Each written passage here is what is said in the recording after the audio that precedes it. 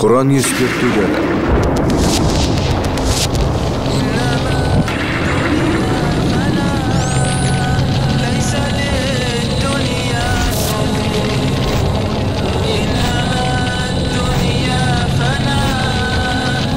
Зинақорлық, нағыз қорлық.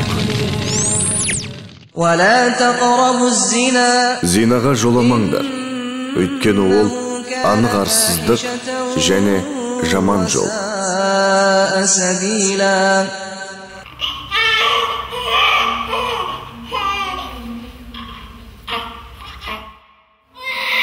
Дүние есігін ашқан әрбір сәби осы жалғанның шуағына шомылып, мәңгілік ақиқат өмірге барар жолдама алады. Ең алғашқы сөздер, алғашқы қадамдар, ең алғашқы мектеп, әліппе, барлығы ұлы бастауларға шақырады. Алайда орта жолда адасу кімнің гінәсі? Туда поставь,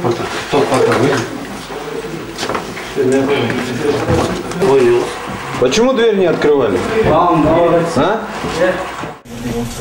Удала гостиница, чем занимаетесь? Что вы здесь делаете? Проституцией? Проституцией занимаетесь? Сколько вы уже занимаетесь? Уже полгода. Жезөкшелік бұл қоғамдағы азғындықтың шегінен шыққандығын көрсететін зинақорлықтың бір көрінісі. Бір кездері тұлымшағы желбіреп, бір отбасының үмітін үкілеген мына қыздарды осындай күйге жеткізген не жағдай? Жезөкшелік, зинақорлық шариғи тілмен айтқанда, ер мен әйелдің некесіз қарым-қатынасқа түсу арқылы жасалатын ауыр күнә. Ал оның зардабы бүкіл бір қауымның жойылып кетуіне дейін апарады. Адамзат тарихында азғындық пен зинақорлық өршуі салдарынан Лемурия және Атлантидадағы халықтар мен өркениет жойылған деп есептеледі. Ал қасиетті Құранда шектен шыққан зинақорлықтың өршуінен Лут қауымының жермен жексен болып, орнына бүкіл адамзатқа ескертудің белгісіндей өлі теңіз қалды. Яғни Лут алейхиссалам пайғамбардың Алладан уахи етілген ескертуіне қарамастан, зина жасау ер мен әйелдің шеңберінен асып, бір жыныстылардың, еркек пен еркектің арасында өршіп кеткен еді.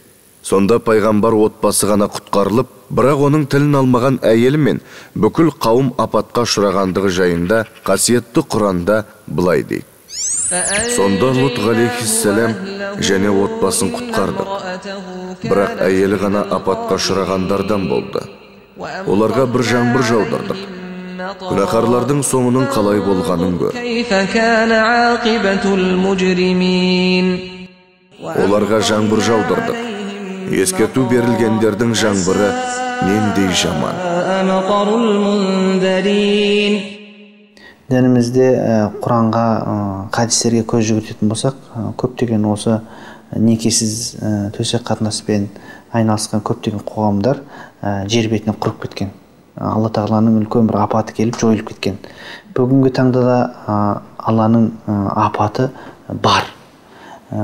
Ол енді міндетті түрде жер бетінен түгелдей жойылып кету жағы емес, бірақ сатылап жойылу жағы қазір көз алдымызда өтіп жатыр. Мысалы, Европаның көптеген елдерінде 50%-ға жақын деңгейде балалар некесіз дүниеге келеді. Ата тек шатасып отыр. Басын тік ұстап, менің әкем мынау деп айта алмайды көптеген балалар. Ол ондай жолмен келген балалар өзінің еліне, халқына, дәстүріне, ұлтына жанашырлығы аз болмаса көп болмайтыны анық. Расында зинақорлық жайлаған қоғамда ұрпақтың өзі азғындап, өз-өзінен құрып кету қаупі мол. Ондай нәубеттің ызғары әр шаңырақтың терезесін ұрмайтынына ешкімде кепілдік бере алмайды.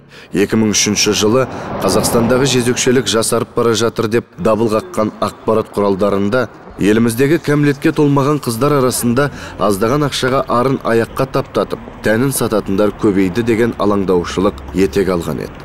Жыныстық және репродуктивті денсаулық жөніндегі қазақстандық қауымдастық мәліметі бойынша жыныстық байланысқа түскен әрбір жасөспірімнің екіншісі мерез ауруына шалдығып үлгерген.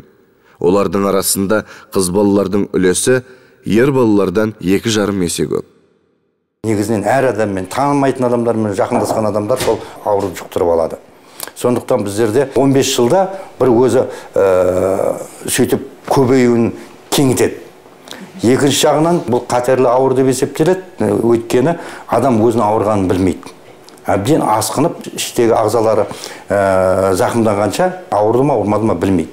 Бұл ауру тек қана жаңағыдай бөтен емдеу мекемелеріне барады, емханаларға барады, бөтен жерге барады, немесе бізге келеді. Соны қанға анализ жасау арқылы анықталады. Бірақ енді бұл көбейген жақсы емес. Әсіресе осы биылғы мына жылдың өткен жылдың қорытындысымен қараған кезде әйелдер арасында көп. Сосын әйелдерде ол жаңа некеде тұрмайтын әйелдердің арасында көп. Біздер соның бәрін өзін талдау жасаймыз. Сосын негізінен мына жас әйелдердің арасында. 18 бен 39 жас 75-80% соны құрайды. Бүкіл ауырған адамдардың ішінен. Асы ВИЧ жұқтырған адамдардың 76% ол еш жерде жұмыс істемейтін адамдар болып табылады. Одан кейін біздің қаламызда 22 студент жаңағы жоғарғы немесе орта оқу орындарының студенттері анықталған. Және бүгінгі күнде мектеп жасындағы бір бала бар қаламызда. Жұмыс істейтін адамдар 7,2%-ды құрайды. Берілу жолдары бойынша айтатын болсақ, онда бірінші оқиғаларынан бастап бізде есірткі тұтыну кезінде жұқтыру алғашқы орындарда болған. Бірақ қазіргі таңда кейінгі 3 жылдың ішінде жыныстық жолдың үлесі жоғарылап жатыр. Әбден ауруға шалдығып, ластанған жатырда пайда болған сәбидің ахуалы қандай болатынын өзіңіз бағамдаңыз. Осы хабарды жасау барысында емдеу орындарында мерезге шалдыққанын біліп, жасанды түсік жасатуға келген қыз-келіншектердің бірнешеуін де кездестірдік. Олар бар бәле күйеуінен келгендіктен, жақын туыстарының алдында жарының жамандығын жасыру үшін ішіне біткен шарананың да ауру болатынына күмән келтірместен, одан бірден бас тартуға бел буған. Бұл жұқпалы аурудың бір жаман жері жаңағыдай мына семья жағдайына ықпалын тигізеді. Өйткені ол ауру анықтағаннан кейін оның семьясын міндетті түрде біз тексеруіміз керек. Жақындасқан әйелін, бала шағаларын, үйінде бірге тұрмыс қатынаста болған адамдардың бәрі тексеруіміз керек. Сонан кейін білінеді. Сосын еркегі әйеліне күмәнмен қарап, ажырасуға дейін баратындар болады. Тұрмыстық қатынаста, қол алысқанда, сүйіскенде, бір ыстан тамақ ішкенде дедім ғой. Ол жағдайлардың өзінде де бұл аурудың қоздырғыш микробы теріге, егер тері жарақаттанбаған болса, кіре алмайды теріге. Терінің кішкентай ғана жарақаттанған, сызып кеткен бір жара болса, сол арқылы микроб кіреді. Қазір еліміздің қай емдеу орнына бас сұқсаңыз да, жыныстық қатынас арқылы жұғатын аурулардың өршігенін айтып дабыл қағады. Ең сорақысы, жыл өткен сайын ондай жұқпалы аурулардың жаңа түрі анықталуда. Бірақ олардың ең қауіптісі ВИЧ, яғни СПИД індеті. 20 ғасыр обасы атанған бұл індет Қазақстанда ең алғаш 1987 жылы тіркелген. Содан бері бұл індеттен 800-де адам көз жұмса, қазір еліміз бойынша бұл вирусты 10 мыңнан аса адамның жұқтырғандығы жөнінде мәлімет бар. Мамандардың айтуынша соңғы кезде ВИЧ індеті зинақорлық арқылы тарауы 30%-ға көбейген. Індет әсіресе Алматы қаласында асқынып тұр. Еліміздегі жалпы індетті жағдай қылысында 1987 жылдың 1 наурызынан бастап Алматы қаласында 2493 адам ВИЧ індетімен анықталса, оның 1771-і қала тұрғындары. 2009 жылдың 2 айында ВИЧ індетін жұқтырған 71 науқасты анықтасақ, оның 49-і Алматы қаласынан. Тұрмыстық жағдай, нашақорлық, ине арқылы да тарайтын бұл жұқпалы індет елімізде бейберекет жыныстық қатынас салдарынан тез тарауда. Тек осы 2010 жылдың 3 айының ішінде қала бойынша ресми түрде 83 адам тіркелген болатын. Енді қай жас тобы осал деп айтатын болсақ, ол негізінен 15-39 жас аралығындағы адамдар. Барлық ақтығы жұқтырған адамдардың ішінен алып қарайтын болсақ, осы 15-39 жас аралығы 82%-ды құраған. 6 ай білінбейді, 6 айдан кейін келіп ол кісі қан тапсыратын болса, ол кісіні анықтайды. Бірақ көп адамдар жұқтырғаннан кейін тексерілмесе, ұзақ уақыт жылдар бойына, 5 жыл, 6-8 жыл бойына ВИЧ індетін жұқтырғанын білмей жүре беруі мүмкін. Өйткені бұл инфекция кезінде өте ұзақ симптомсыз кезеңдер болады. Аурудың ешқандай белгілері жоқ, науқастың ешқандай шағымы жоқ. Сол себептен ол кісі емдеу мекемесіне бармайды. Емдеу мекемесіне бармаған себептіктен ол кісі жаңағы ВИЧ індетіне тексерілмеді. Ол кісілер кейін барып жаңағы енді қандай да бір себептермен тексерілмесе, жаңағы оқуға түсу кезінде немесе шетелге шығу кезінде тексерілмесе, олар ұзақ уақыт жүре беруі мүмкін. Мына жыныс қатынасы арқылы жұғатын ауруларға бұл негізінен адамның өзі кінәлі. Ең жұқпалы аурулардың ішіндегі адамның өзі кінәлі. Екінші жағынан ішімділікке салынған адамдар ол басы істемейді, не істеп жатқанын ойламайды, ол семьясына қиянат жасап жатқан, өзіне қиянат жасап жатқан ойламайды да, соныменен жаңағыдай жағдайға душар етіледі. Әркіммен жақындаса берсең, әркімді жыныс қатынасына бола берсең, тіпті мына жан-жануарларда адам келатқанда қашып кетеді ғой. Біздерде қазір көшелердің өзінде де мына қуыс-қуыстарда да бәрі болып жатыр ғой, тіпті ол жан-жануарлардан да жаман болып бара жатыр. Сондықтан жаңағы айтқанның өзі мысалы ең ауыр күнә деген осы болып келеді. Сондықтан сол күнәдан сақ болу керек. Жиі өткізілетін стоп трафик деп аталатын шаралардың бірінде былтыр тәнін саудалауды кәсіпке айналдырған 150 қыз-келіншек қолға түскен. Құқық қорғау орындары жезөкшелікті ауыздықтау шарасымен сайын Сейфуллин көшелерін тазартқанымен қонақ үйлерді төңіректеп алған түнгі бикештер енді ғаламтор арқылы айласын асырып, қазақ елін әлемге әшкер етуде. Лаука, сағат 10 ғой әлі, ойлансаң ертең сағат 7-8-ге дейін ояқтан жетпейді бері қарай. Бұл 7-8-ге дейін 20 мың жасап істеді. Біреудің тәнін саудалау арқылы пайда көздеген делдал жеңгетайлардың арсыздыққа көшкені сонша, жауқазын ғұмырларды күштеп жезөкшелікке жегетіндері де құрықталды. 33 жастағы мына әйел 14 жасар қырғызстандық жасөспірімді алдап, сұйық жолға сатып жіберген. Осылайша, азғындық жолмен ақша табуға машықтанған ол, өрімдей ғұмырды ойыншыққа айналдырып үлгерді. Олар мені мәжбүрледі. Менің қашып кетуге еш мүмкіндігім болмады. Тіпті күннің сәулесінде көрсетпеді. Енді оны ұрып соққан, көшеге шығаруға да мүлдем тіпті далаға шығаруға да тыйым салған. Ол енді анықталды, жасөспірім қыз босатылды. Жәбірленушінің айтуынша оны үнемі ұрып соғып, жаңағы алып келген қырғыз азаматшалары оны басқа осы жергілікті жеңгетайларға сатқан ақша 30 мың теңгеге. Сөйтіп бұны жыныстық қатынасқа қызметінен жаңағы ақы айырып отырған, сондай пайда тауып отырған. Бұлар қазір бәрі қолға түсті, жауапкершілікке, қылмыстық жауапкершілікке тартылып жатыр. Тағы бір тосын жағдай. Ата-анасымен ренжісіп, көшеден жылу іздеп шығып кеткен 14 жастағы қыздың ғұмыры да ойламаған жерден азапқа айналған.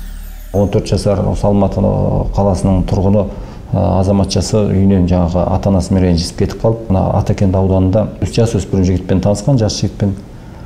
Кейіннен секеуара спирт ішімдік ішкеннен соң қызды бұлар масайған күйінде Сайын көшесінің бойында қонақ үйлерге апарып зорлап, сонымен қатар ұрып соғып, бұнда жаңағы 5 тәулік бойы жыныстық қатынаста қызмет көрсетуге мәжбүрлеген.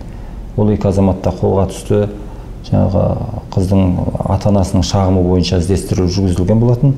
Яғни қыздың өзі бір жаңағы жеңгетайларын жоқтан пайдаланып, телефон арқылы ата-анасына хабарлап үлгерген. Соның арқасында жаңағы осы қылмыспен қатысы бар азаматтар, күдіктілер қолға түсті. Кінәлілер заң алдында жазаланса да, жауқазын ғұмырды аяққа таптаған арсыздардың әрекеті Алла алдындағы ұлы сот барын ұмытқанға ұқсайды. X+ орталығының тәнін саудалауды кәсіпке айналдырған қыз-келіншектер арасында жүргізген сауалнамасына қарасақ, жезөкшелердің 30% бұл кәсібін уақытша деп есептейді. Ал 45% ерте ме кеш пе түбі тұрмысқа шығатынына сенімді. Бұл жағдайлар зинақорлық, жезөкшелік, жыныстық қызмет саудасы, жеңіл жүріс, бір сөзбен айтқанда адамзатты азғындатар бұл әрекеттердің елімізде шегінен шығып бара жатқандығын байқатады. Отқа үймелеген көбелекті қанша қуса да жаңа отқа қанша айланып келе беретін сияқты, бұны қанша қуғанмен сол жерде маңайлап тұр болады. Енді бұнымен күрес толас таппай, олардың тұруына да жаңағыдай жаман көзге де көңілге де жаман әсер ететін құбылысқа соны болдырмауда біраз жұмыстар нәтижесін берді деп айтуға болады. Қазақ халқы мұсылман халқы деп есептейміз. Сол бір көшеде тұрған қарындастарымыздың ар-намысының аяқ асты қылып таптап тұрғанын көре тұра, жігіттерімізден сол бір нәрсеге үлесі қосылып жатқандығы, оның да бір имансыздығы. Егер иманды болса, сол нәрсеге көз жасын алып, сол бір қарындасымыздың арын таптағанша оған насихат айтып, ар намысын сақтаудың жолдарын көрсетер еді. Кей тұстары адамдар өзінің әйелі бола тұрса да, басқа әйелдерге барып, өз бала шағасын қор қылып, бар тапқанын өз баласы емес, сол бір басқа әйелдерге жаратып, сондай бір отбасыдан бастап, солардың лағнет болған амалмен шұғылданады. Ал енді оның келешегіне қарайтын болсақ, соны көрген баласы бар, қызы бар, олардың да ойы сол бастан әу бастан бұзыла бастайды. Бүкіл халықты іштен ірітетін зинақорлықтың ел арасында өршуі әрбір саналы адамды ойландыруы хақ. Алланың аманат еткен тәнін саудалаудың шектен шыға бастауына елімізге сырттан келетін шетелдік фильмдердің ықпалы болды. Солардың бірі «Красотка» сияқты діл мен дінімізге жат фильмге еліктеген жастар көбейді. Яғни, ұрпақ тазалығы мен тектілігінің кепілі болар арды аяққа таптау түк емес. Арманға жетудің жолы азаматтық неке деген түйсік те қалыптасып үлгерді. Іс бітті, қу кетті дегендей, желөкпе жігіттердің орнын сипап опық жеп қалған қазақ қыздары аз емес. Қазіргі жастардың көзқарасы былай күрт нашарлап кетті деп айтсақ болады. Мына газет журналда да бір аш жалаңаш адамдарды, қыздарды, енді бойжеткендерді суреттерін ашып қойып, енді ол ешкімді қазір таңғалдырмай отыр. Өкінішке орай, сол теледидардан солар да жаңағы кіндігін ашып, басқа денесінің әр жерлерін ашқан жаңағы сол телехабарларға соның әсері шығар деп те ойлаймын. Енді оған тіпті сондай жеңіл көзбен қарайды қазіргі жастар. Соның енді әсері, әрине оның әсері, теріс әсері бұл байқалмай отқан жоқ біздің жұмысымызда да, біздің күнделікті осы іс тәжірибемізде де. Тіпті жасөспірім қыздар арасында ол жыныс қатынасын ерте бастап тіпті 16-17 жасөспірім қыздар екі қабат болып, жасанды түсік жасасып атқандар күнде демегенмен енді өте жиі байқалатын болды бұрынғыға қарағанда. Және оны біртүрлі бір ұят-ау деп, бұл мен ұят жасадым деп бір қымсынып отқан және қыздар да жоқ, өкінішке орай. Әсіресе біздің мына қазақ қаракөз қыздарымызда осылай болып кетті соңғы кезде. Жаңағы алдыру, жасанды түсікке сол арқылы, енді соның ойнақтаған отбасы деме ма қазақ. Баяғы бір жақсы атамыздан қалған сөз бар, қызға 40 үйден түй деген. Өкінішке орай соның енді бүгінгі күнде ол жоққа шығып отыр десек те болады. Сол оқушы қыздар, колледждің студент қыздары, институттың қыздары жасанды түсік жасатып, тіпті я болмаса аяғы ауырлаған кеде жасырып туып тастап кетіп жатқан қыздар қаншама. Соның бәрі өкінішке орай біздің мына жұмысымызда күнделікті іс тәжірибемізде өте жиі байқалады соңғы кезде. Екі жігіттің басы қосылса, жасаған зинақорлығын мақтан ретінде айту. Бұл дегеніміз субханаллах, бұл дегеніміз жалпы күнә жасама дейді. Жасаған күнәңмен мақтану одан да ауыр сені күнәға, азапқа ұшыратады дейді. Сондықтан бізде қазір күнәмен мақтану деген өте кең етек алуда. Және зинақорлыққа себеп болатын көп жағдайлардың бірі, бұл бірінші зинақорлықтың басы көз зинасынан басталады. Қазір көз зинасын жасамау мүлде мүмкін болмай қалды қазір біздің қоғам үшін. Жалпы пайғамбарымыз айтқан тозақтықтардың ішінен бір қауымды көрдім. Олар киінген жалаңаш әйелдер деген. Бірақ ол қауымды мен өз заманымнан көре алмадым деген. Сол қауым біздің заманымызға дөп кеп тұр. Мынандай сұрақ туы мүмкін, киінген жалаңаш әйел болуы мүмкін ба деген. Әлбетте болуы мүмкін дейді. Ғалымдар оған түрлі саладан жауап беруге тырысқан. Біреулері киінген жалаңаш әйелдер дегеніміз ол өте жұқа киінген, ішінен әурет жері көрініп тұрған деп айтқан. Екінші бір тобы бұл барлық мүшесін айқындап, үстіне жабыстырып, тырыстырып киініп алған қыздар деп айтқан. Зинаның көп болуы бұл ешқашан ешбір адам танымайтын біреуінің зина қылмайды. Ол өзінің таныстарының ішінде, не болмаса бір әріптестерінің ішінде болады. Сол себепті бұндай жерлерде пайғамбарымыз саллаллаху алейхи уассалам бұндай араласуларды қайтарып, осы зина ісінің алдын алып отырған. Зинақорлықтың қазіргі жайылып жатқан басты себептерінің бірі көшедегі менімше 90% қыздардан, яғни әйел кісілерден деп есептеймін. Өйткені аятул каримада Аллаху Таала аз-зания деп бастады. Өйткені зина қылушы әйел деп бастады. Өйткені бұл басқа ұрлық мәселесінде Алла Таала ас-сариқу ас-сариқа деді. ұрлықшы еркек пен ұрлықшы әйел деді. Бұл жерде зинашы әйел деп бастағаны өйткені көп жағы әйелдерден болатындығы мәлім болады. Біздің Алматыда мысалы 1,5 миллион халық бар ма? Соған баяғы мысалы советтер кеңестер кезінде бірақ орталық болатын бедеулік демдейтін. Қазір 3 осындай орталық бар бедеулікпен жаңағыдай қолдан ұрықтандыратын деген сияқты. Сонда әрбір 3 әйелдің біреуі бедеу деген сөз. Ол соның жаңағы сол жасанды түсіктердің, етеккір циклының бұзылуының, жаңағы жеңіл жүңісті әйел болғаннан кейін, онда әрде бір қазір мұны жыныс қатынасы арқылы берілетін аурулар өте кең тарап отыр қазір жастардың арасында. Бүгін бір жігітпен енді жасыратын нәрсе жоқ, өзіміздің күнделікті осы тәжірибеміздегі нәрсе ғой. Бірсі күні басқа жігітпен сияқты әртүрлі сондай аурулардың бір әйелдің басында кейде 4-5-еуіне дейін кездеседі. Ал оны дәрілер біз береміз емдеуге. Ол дәрілердің де керіс әсерлері бар. Өте ауыр дәрілер. Мысалға, соны қыз балаларымыз былай кейде соған жеңілтек қарап, соны түсіне бермейді соның арасын. Сол аурулардың кейін өзінің алдыңнан шығады. Сен ана болған кезде, тіпті аяғың ауыр болған кезде, екіқабат кезіңде ана баланың денсаулығы қалай болып туады, ол әлі белгісіз нәрсе. Я болмаса жаңағыдай түсік болып қалатын қауіптер болады, я болмаса сол іштегі бала да ауру болып туы мүмкін. Жыныс қатынасы арқылы жұғатын жұқпалы аурулардың түрлері көп. Қазір 20-дан астам түрлері бар. Жылдар жаңадан шыға береді. Мысалы қазір осы ең көп тараған деп жаңағы мерез ауруын айтып отырмыз. Өйткені ол жаңа созылмалы әсер етеді, балаға әсер етеді, ұрпаққа сондай әсер ететін болғаннан кейін. Тағы бір ауру бар. Қазір көп шығып атқан хламидиоз деген ауру бар.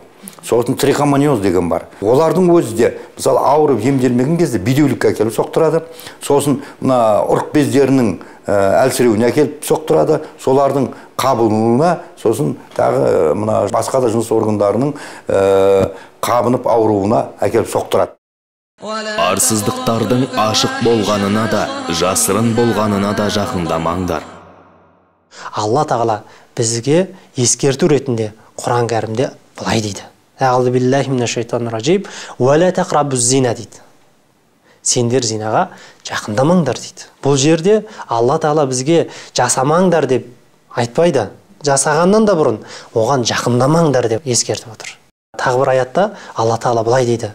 Ва ла тақрабул фауахиша дейді. Ма захара минха ва ма батана дейді. Сендер дейді, және жаман іс әрекеттерге де жақындамаңдар дейді.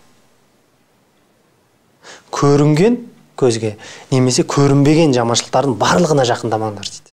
Ер мен әйелдің некесіз қарым-қатынасының көпшілік үшін үйреншікті құбылысқа айналып бара жатқандығын 2009 жылы жезөкшелікті заңдастыру туралы ұсыныстардың бой көтергендігінен де аңғаруға болады. Қарағандылық бір топ мүгедектер айлап жинаған қаржысына жыныстық қызмет көрсетушілерді шақыртса, мүгедек жанды көрген бикештердің теріс айналып кететінін айтып, парламент депутаттарына шағымданған. Сондай-ақ олар мүгедектердің де нәпсісі бар екенін ескере отырып, жәрдемақы көбейтілсе, қалаған сұлуын құшуға қалта көтерер деген сенімдерін жасырмаған. Ал кейбір мамандар болса, Голландия елін мысалға ала отырып, некесіз қарым-қатынасты заңдастыру жұқпалы індеттерді ауыздықтауға жол ашады деп мақұлдай жөнелді.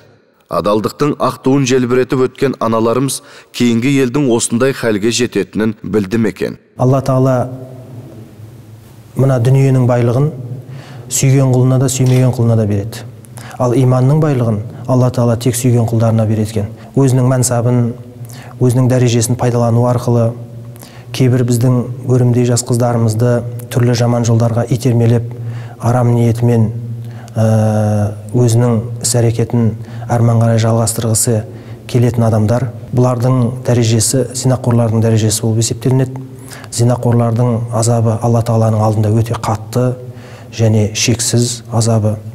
Пайғамбарымыз өзінің хадисінде айтады, кімде-кім екі жағының арасындағы тіліне және екі аяғының арасындағы мүшесіне ие болуға уәде етсе, мен оған жәннатты уәде етемін дейді. Сондықтан Алла Тағала біздің кеудемізге иманды берсе, сол иманды қандай жолмен болса да қорғап қалу біздің негізгі мұсылмандық борышымыз болады. Сондықтан иманды адам еш уақытта зина жасамайды, ұрлық жасамайды. Ол жөнінде пайғамбарымыз айтады, кеудесінде тозаңның салмағындай иманы бар адам зина жасамайды дейді. Кім маған екі жақ пен екі аяқтың арасындағы яғни тіл мен жыныс мүшесін сақтауға кепілдік берсе, мен оның жәннатқа кіруін кепілдігіме аламын. Егерде бір қауымда дейді, зина көбейетін болса дейді, оған Аллах Тағала дерт жібереді дейді. Яғни оба жібереді дейді. Қазіргі оба не ол? Қазір біздер не деп жатыр оны? Спид деп жатыр. Аллах Тағаланың қалауымен болды спид. Енді осыдан не таба алмай жатыр? Ем таба алмай жатыр. Бұл Аллах Тағаланың біздерге жіберген ескертуі, дерті. Спид ол жаңағы не арқылы келеді? Ойнас арқылы келеді. Жыныстық қатынас арқылы келеді. Бұл Аллах Тағаланың біздерге жіберген азабы, дүниедегі азабы. Ахиреттегін айтпаймын. Ахиретте Аллах сақтасын, зинақорларды пайғамбарымыз саллаллаху алейхи вассалам жаңағы түсінде көрген кезде екі елші келді дейді, сосын бір жерге келген кезде бір пеш болды дейді. Сол пештің ішінде әйел адамдар тыржалаңаш дейді. Және де қатты жанып жатыр дейді, шыңғырып жатыр дейді. Бұлар кімдер деп сұрағанда, бұлар жаңағы зинақорлар деп айтты дейді. Жетімдер үйі деп жатыр. Ол қайдан шығып жатыр? Кім өз баласын жаңағыдай қиып тастап кетеді? Шынында некеден болған, таза некеден болған жаңағы баланы ешқашан ата-ана жетімдер үйіне апарып тастамайды. Әрине, зинақорлықтан туған бала көбінесе жетімдер үйіне түседі. Себебі ол әйел адам зина жасайды, оны ойланбайды, не істеп жатқан. Кейін соның салдарынан жаңағы балдар туады. Бұл балдардың ешқандай жазығы жоқ. Жасаған күнәсіне өкініп, оны қайталамайтын әрі өзіне ортақ қоспайтын пенденің тәубесін Алла Тағала қабыл етеді. Өйткені Раббымыз шексіз мейірімді. Алайда Алланың мейіріміне иек артып, жалғанды жалпағынан кешу де иманды құлға жараспас. Себебі күнәлердің ащы жемісі судың бетіне қалқып шыққандай қоғамда көрініс табады. Мәселен, ойнап жүріп от басып жасанды түсік жасаған қыз-келіншектер көп жағдайда кейінгі бала сүю бақытынан айырылады. Қолдан ұрықтандыру деген мәселе қарастырылып жатыр. Әрине бұл жатыр ананың жұмыртқасы, әкенің ұрығы үшеуі де ерлі зайыптылар болған жағдайда бұған исламдан рұқсат береді. Бірақ батыста қазір әйел көтере алмайтын болса, басқа бір әйел туып бере салады, басқа бір әйелдің жұмыртқасын алып салады. Бұның бәрі айналып келген кезде кешегі өздерінің қолдарымен жасаған нәрселердің нәтижесі. Себебі Алла Тағала көп жағдайда енді әрине кейбір қыз балалары, әйел кісілер бұл енді туу мүмкіншілігі ол тағдыр ретінде Алла тарапынан берілген. Бірақ біз көп жағдайда сол жаңағы өз қолымызбен барамыз соған. Жаңағыдай жасанды түсік жасатамыз қолдан. Соның нәтижесінде біз дүниеге бала әкелу мүмкіншілігінен айырылып қаламыз. Одан кейін барып балалы болғысы келіп әртүрлі жаңағыдай шариғат құптамайтын, адамгершілік жақтамайтын ғылым деген желеумен әртүрлі жаңағыдай құрсақ ана сияқты бір жақсы сөздермен өзіміздің қате істерімізді жауып, сол балалы болуға тырысып жатамыз. Бұл да былайша айтқанда адамзаттың проблеманы проблемамен шешуге ұмтылысы деуге болады. Шариғат бұны әу бастан шешіп қойған. Жаңағындай некесіз ер мен қыздың төсек қатынасқа баруы бұл харам және үлкен күнәларға жатады.